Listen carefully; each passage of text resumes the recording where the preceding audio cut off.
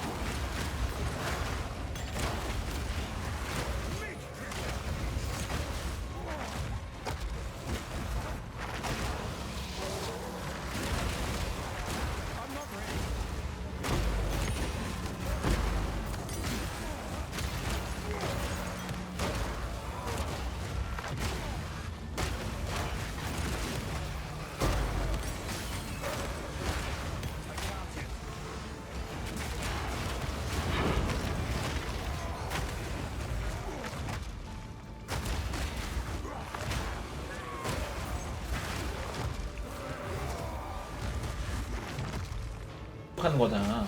전 지금 신드레방 씨가 심지어 아직 5링크 상태거든요. 네, 4링크 상태거든요.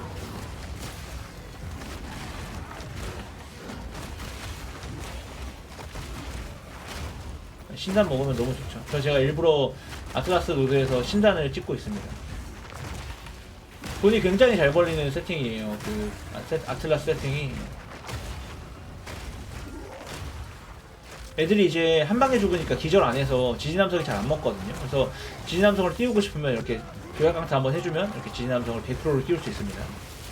그러면 2번씩 꺼지죠.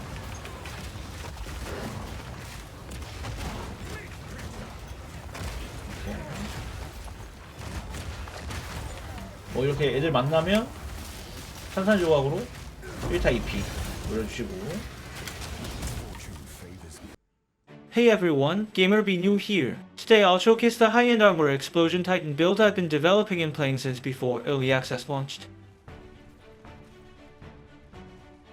Quick note, due to today's Armour Explosion nerf, I reshot most footage post-patch. Can't tell if players without magnified effects notice much difference, or if not sensitive to changes. Since player experience matters, recorded new footage. You can judge the difference for yourself. As mentioned in my previous video, Giant's Blood lets you use the handed weapons with a shield. And dual wield them too, making Giant's Blood essential for endgame Titan builds. However, Giant's Blood was heavily nerfed per launch, with requirements tripled, making this keystone much harder to use. So I developed this build to reach endgame without relying on Giant's Blood. But after testing, shield has been so effective that a one-handed weapon and shield setup might be better than the handed weapons. As shown, this build excels in both single target DPS and tankiness. It can handle maps with 500% increased waste toned rock modifiers. This build is top tier for farming, though slower than before due to improved defenses. The slower pace might feel clunky for some players.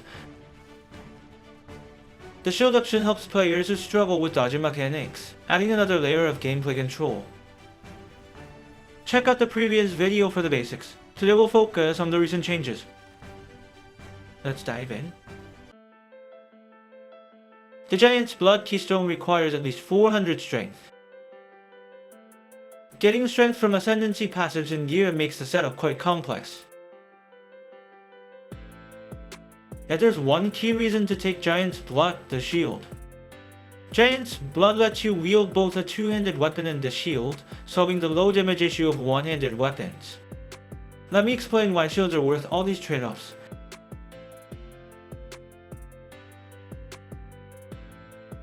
Shields provide a free 40% block chance by equipping them. This block chance works passively, no need to actively raise your shield. When blocking, negate all damage is powerful. The only downside is that blocking doesn't work against AoE attacks. Most players typically die from projectiles or getting swarmed by mobs anyway. In PoE 2, blocking works against both normal mob hits and projectiles. Simply equipping a shield cuts most incoming damage in half. With skill nodes, you can boost block chance to 75%. Taking only 25 hits out of 100 effectively quadruples your survival rate. The shields can roll various defensive bots like Armour, life, resistances, and physical damage reduction. With just one shield and a few passive points, you can boost your survivability tenfold. From last build, life pool nearly doubled. With 67% block chance, our effective HP has increased over 6 times. While this doesn't account for AoE damage, the shield's effectiveness is simply incredible. To get Giant's Blood and Shield nodes, we had to sacrifice quite a few attack speed nodes. Instead of dodging attacks with quick movement, we now tank hits with higher base survivability. But all need to stack a ton of strength on your gear, plus you need good resistances, chaos rays, armor, and like this is definitely an expensive endgame build. Alright, let's get started with the guide.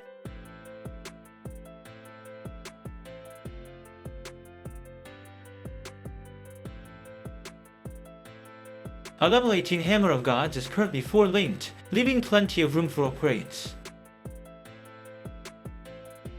SMP is our main mapping skill. It works through armor explosions and generates endurance charges via break endurance. Endurance charge increase exerted attacks from war cries. Thunder serves as our single target DPS skill for rare and boss fights. Against armor broken enemies, it guarantees high crit damage, making it our best single target DPS skill. Use Hammer of Gods against rare mobs or when Stampede isn't viable, as our finisher, Hammer of Gods, is also great for boss fights. We use Ancestral Warrior Totem to help with armor break. Let's go out to War Cries and Doors.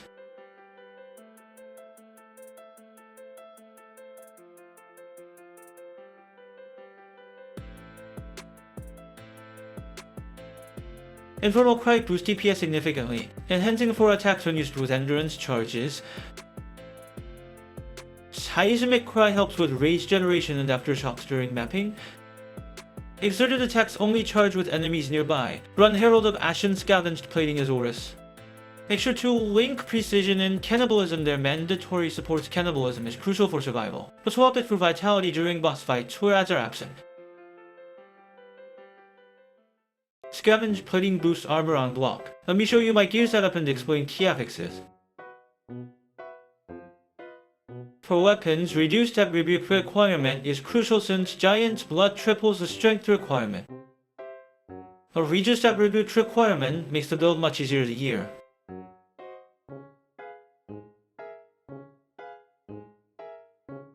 PDPS is the key stat. It calculates your physical DPS by combining average physical damage and attack speed.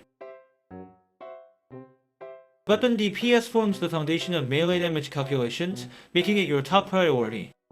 Each melee skill level adds a 5% multiplier, scaling up your weapon's potential damage. Punch him on a cost spike with higher skill levels. Your shield must have block chance. It serves as the base value and directly improves node efficiency. Look for armor and life stats with suffixes focusing on strength, max resistance, or physical damage reduction. The high life, resistance, and armor on both helmet and body armor strength is a bonus. For gloves, melee skill level, attack speed, and life. Secondary stats are mana, life, and resistance. With enough damage, focus on resistance or strength. The recent patch gives more flexibility with resistances. Switching to skill level and attack speed gloves. Boots need 25% movement speed minimum, H4 35%. They have high resistance, life, and strength on boots. Amulet needs max melee skill level and life as primary stats. Add an ointment if possible. Apply it by right-clicking to Still Dire. Rings must have at least 300 accuracy. Accuracy is needed on at least one ring, not necessarily both. Cap resistances and get strength and life aim for triple the weapon strength requirement. All resistances need 80%, they'll focus on life and resistance mods. Strength is crucial, and if lacking chaos resistance, get it here. Per flask, get instant recovery on life loss as is essential for melee builds. Use one of flasks with longer duration. For charm, get freeze immunity. The passive skills. Unless you're using high tier weapons like mine, feel free to skip these nodes. I only took them due to my weapon choice. Notice how the weapon set nodes are separated here. Swapping between shield and dual wielding can theoretically triple your damage when using Hammer of Gods and Thunder. This raises damage potential, however you're vulnerable while attacking without shield. The technique requires timing shield raises after attacks, making it demanding. I suggest skipping this technique for now. After trying it myself, I found it too complex and only use it for boss fights. For jewels, focus on accuracy and attack speed above all else. Get at least one rage on hit modifier, it helps maintain your rage buffer. Each point of rage provide 1% more attack damage and additional damage modifiers from support gems alongside that.